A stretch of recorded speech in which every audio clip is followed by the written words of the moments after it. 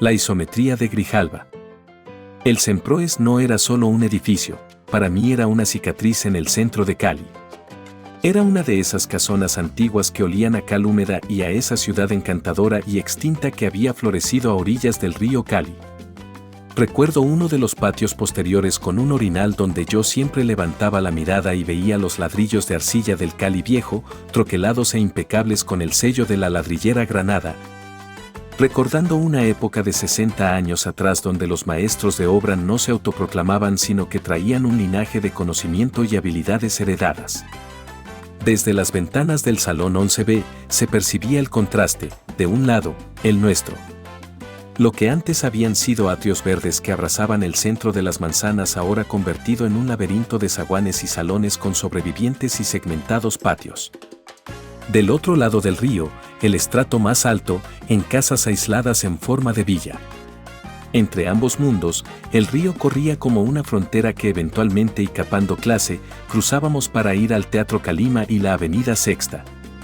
Aunque en algunas ocasiones aprovechábamos para cambiar de río y terminábamos montados en el Transur rumbo a Pance. Y aunque eso me generaba culpa, había algo en nuestro espíritu que nos hacía huir con frecuencia de las horas nalga, de las planchas, las carteleras y las exposiciones. Y eso que esa institución era admirable. Mi sede era la del centro, pero teníamos la sede de los talleres industriales, con soldadura, fundición, electricidad, electrónica, carpintería e incluso tornos y fresadoras, y también la sede gigante de la selva, que nosotros mismos, estudiantes y profesores de construcciones civiles, ayudamos parcialmente a edificar. Hoy, donde pusimos nuestras historias, risas y nuestro sudor, se erige una enorme unidad residencial que borró nuestras huellas, pero no mi memoria.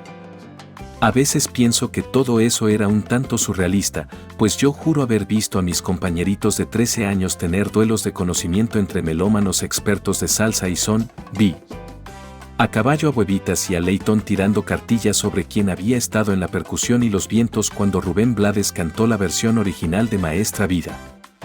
Fue muy extraño, pues la mayoría de nuestros profesores eran disidentes en un colegio privado. Eran personajes colmados de pensamiento crítico, mentes lúcidas que operaban bajo el radar del sistema. Y allí estaba el profe Grijalva, el de dibujo mecánico. En ese entonces, era apenas un muchacho. Se dejaba la barba espesa para aparentar autoridad, pero sabíamos quién era. El rebelde que marchaba los jueves bajo los gases remataba cerveceando en alguna fuente de soda y llegaba el viernes a las 7 con el olor a humo todavía pegado en la chaqueta. Un día, le encomendaron la misión de jalarnos las orejas a los de 10º y 11. Habían aparecido grafitis en uno de los patios.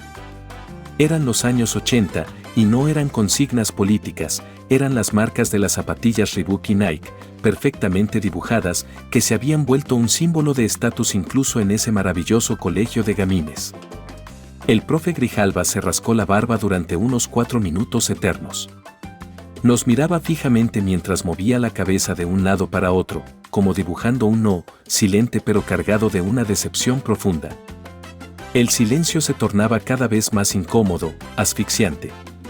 Pero esa pausa fue la que le dio profundidad a la frase que nos soltó esa tarde. Lo que me aterra es que parecen idiotas útiles. Creo que aprendí más por esa frase que por todas las planchas de dibujo del profe.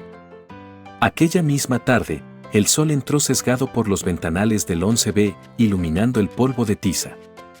Yo me había quedado después de clase, viendo cómo Grijalva trazaba con tiza un cubo en perspectiva isométrica con una limpieza que parecía profetizar un render moderno. «Mira, Einer», dijo el profe sin soltar la tiza.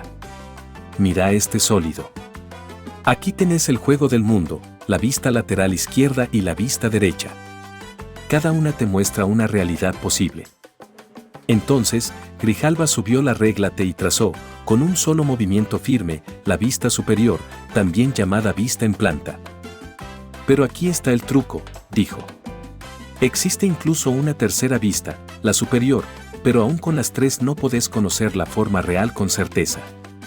La perspectiva o la isometría son la opción del que se eleva, del que puede ver la globalidad de la forma geométrica de la pieza y no sus proyecciones, en esta reposa la realidad, la volumetría completa. Las tiranías necesitan que nunca puedas leer un contexto completo.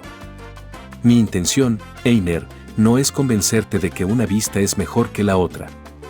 Simplemente quiero que aprendas a elevar tu mirada para que puedas descifrar cómo funciona la máquina entera.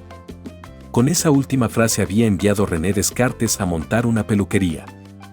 Yo, que años después terminaría convirtiéndome en arquitecto de universidad pública, comprendí con precisión geométrica e ideológica la charla de aquella tarde.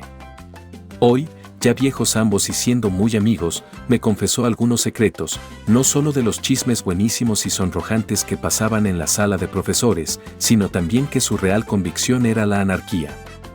No una bacuniana purista, sino una un tanto menos radical que prefiere abandonar la utopía y decide optar por alguna bandera como quien sabe que de los males toca escoger el menos peor. Entendí, por fin, que su propósito era evitar que la tiranía ganara la guerra dentro de mi cabeza. Él sabía que su misión era educar esclavos, pero él no los entregaría dormidos y en pelota, sino despiertos y clarividentes. Grijalva nunca ha sido campesino, pero debe haber sembrado centenares de hectáreas de mentes. A la fecha no existe una charla con Grijalva al calor de unas cervezas que no se convierta en una clase de historia y análisis geopolítico. Es casi imposible llevarlo al campo de la trivialidad. Y aunque a mi juicio mi profe se quedó atrapado en un discurso prediseñado para polarizarnos, no deja de maravillarme esa tenacidad y consistencia en su misión de despertar mentes a temprana edad para no dejarle esclavos complacientes al sistema. Colegios como el Semproes ya no existen.